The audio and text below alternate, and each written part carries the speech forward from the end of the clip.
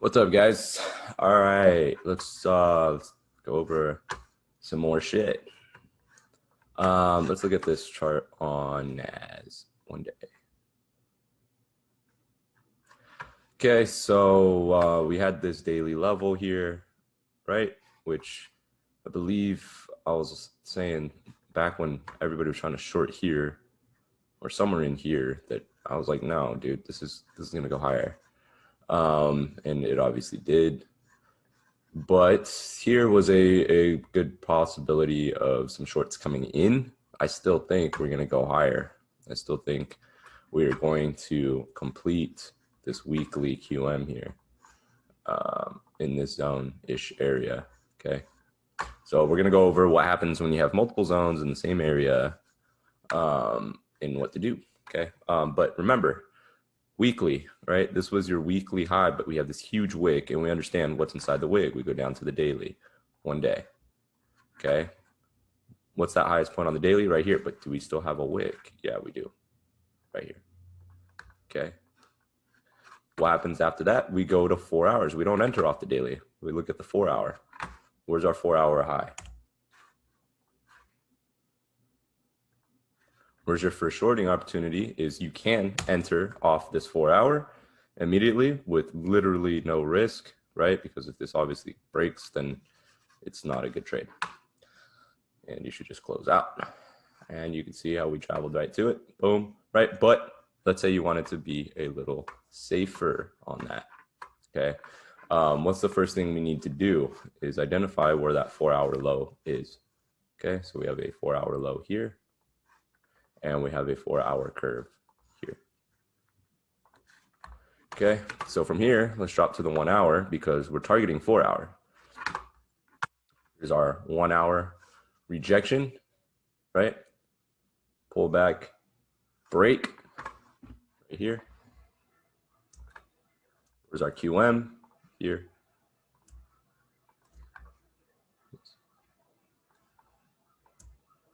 Okay, and where's your target? Here. Okay, so you're entering here for 106 points with a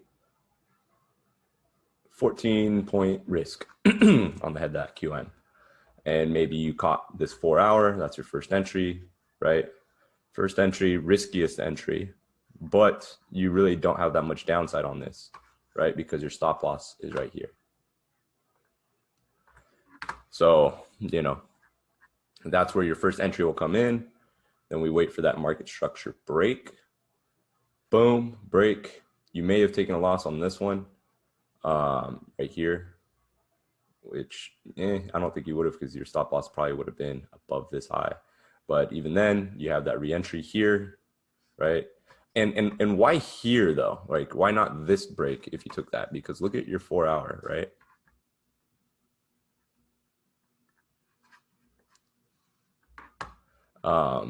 Your 4 hour, we have also a break right here. Boom. So yeah, right here we have 4 hour break.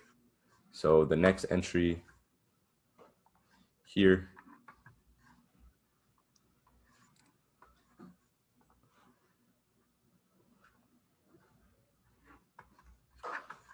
on this level here, this curve, we have a break here and then a push through that. So there's like a mini QM here. So you may have taken a small loss on this, or you could have pulled it. I thought there was something here on the 4 hour. There's actually nothing here on the 4 hour. Anyways, so we break, come back, come to the QM, push, come back, push, right? So you should be safe.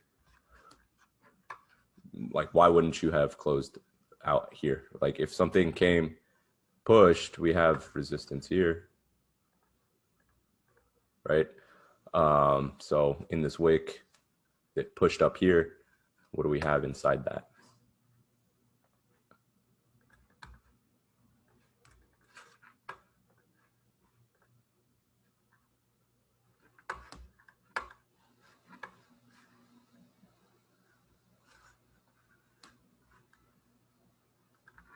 Okay, so we had price moving up, tapping into our hourly QM and then moving aggressively down. Let's look at 15-minute.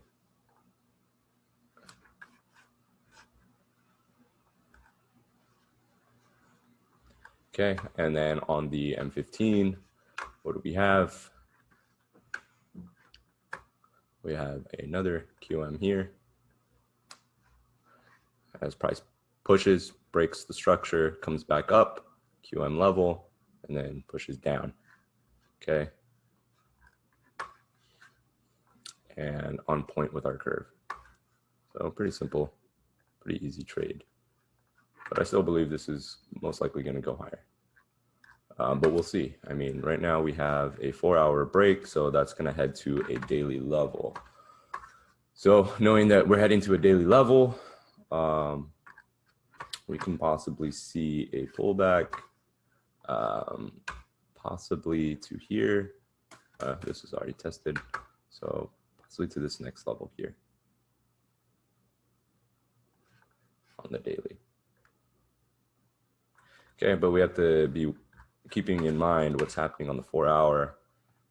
As we just broke the 4-hour structure, pulling back into the 4-hour structure, our next zone for 4-hour is here. And then below that, we have this zone. And then below that, we have this zone, and then this zone, and this zone. Okay, so we just got to pay attention to what happens at that point in time.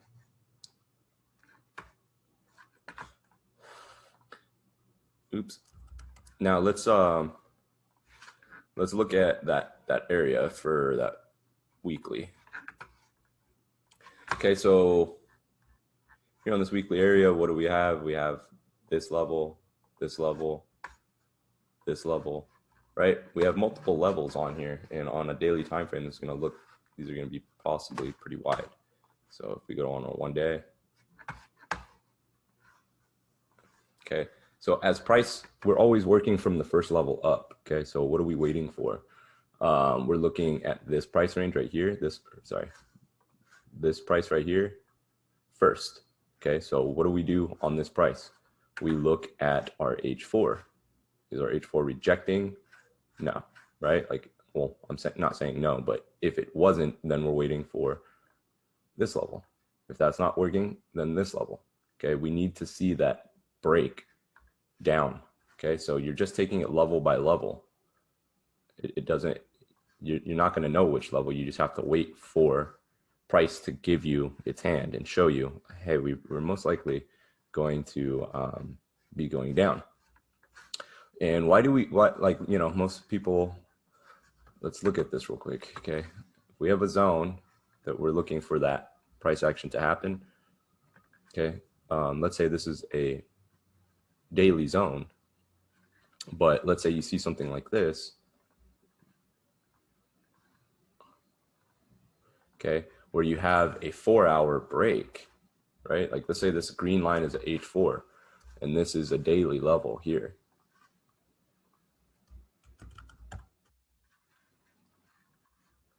This is daily and this is H4.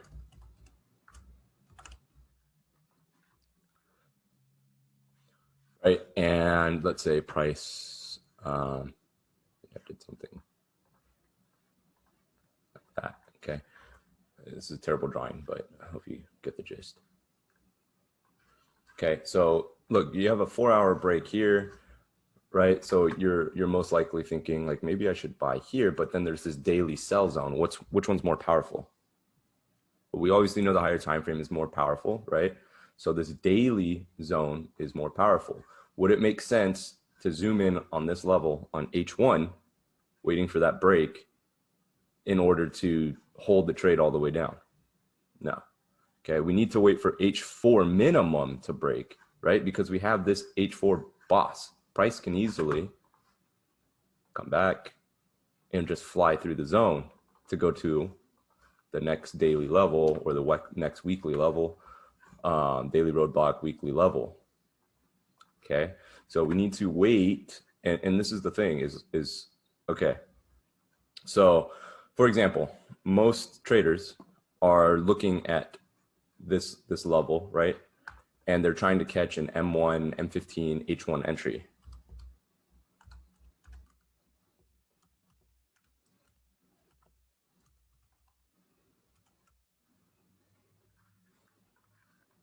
Okay. And what happens most of the time is they're going to get stopped out, right? Because they think they're going to miss, they're thinking they're going to miss this move, right? It's a FOMO trade. Okay. It's not a like where you're going to feel secure about the trade because you don't have your structural point like this, right? Like if we're trading, okay, so this is H4, right? H4. If we're trading and you see on M15, let's do like let's say this area, right? In this push up from this daily, you see QM. Okay. Change the color to yellow. Okay, so on M15 in the zone, you see a QM.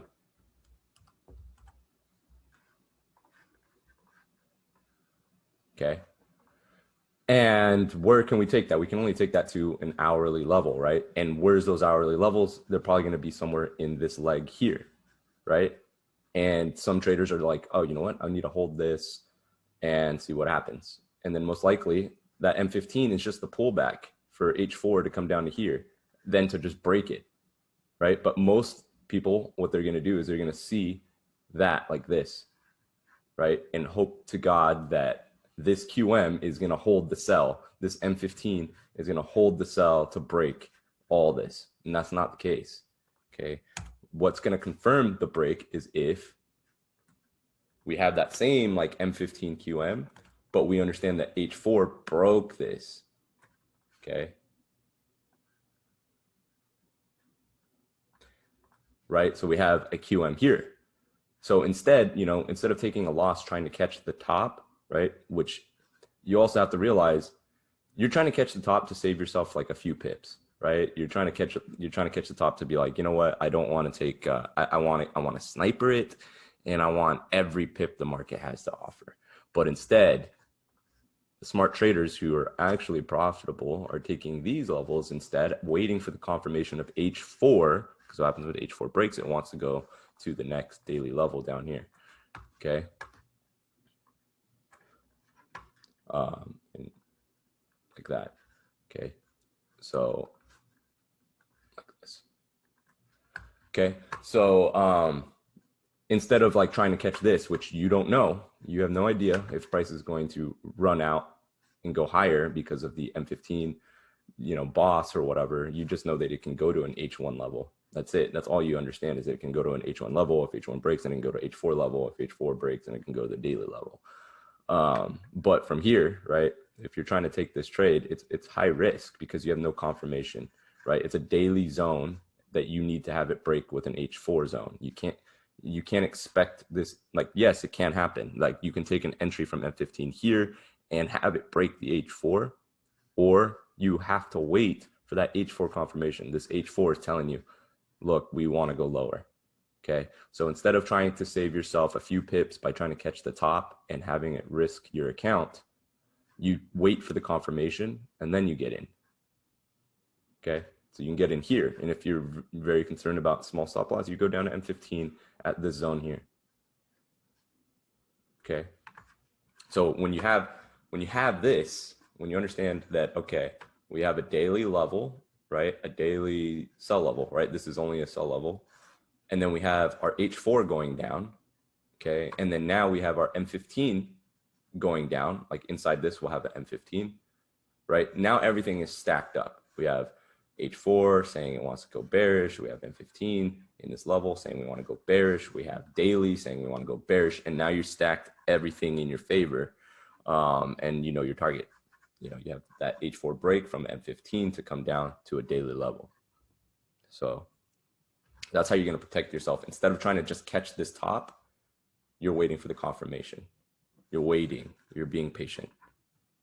Okay, because like, for example, let's look at, where was the example that I saw? Okay, let's look at this right here, this level. Okay, so at this point, when we're here,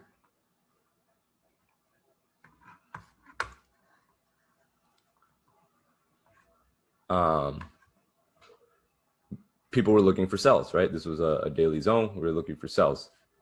Or sorry, not this point. Where is it? I think it was this point here. Yeah, I think it was this point. Okay, yeah, this point. So let's look here. Now, granted, you got a little bit of a sell, right? So first price came up, closed past it, and then it broke down on your H4, right? Moving back up, you could have caught this entry, and then it came back down. But why didn't this trade last? Because we're headed to a daily level.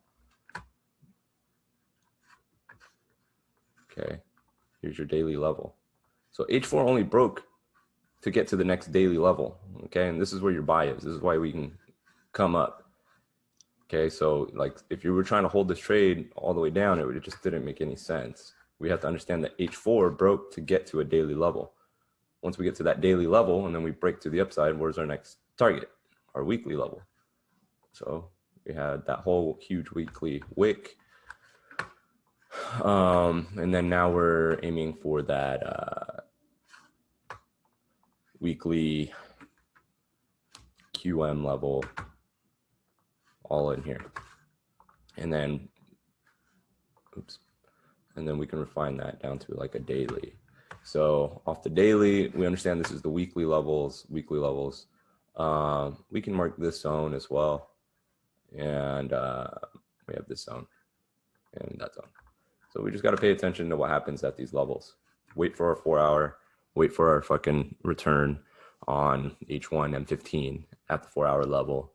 That way we have ultimate confirmation that all the time frames are stacked in our favor. All right.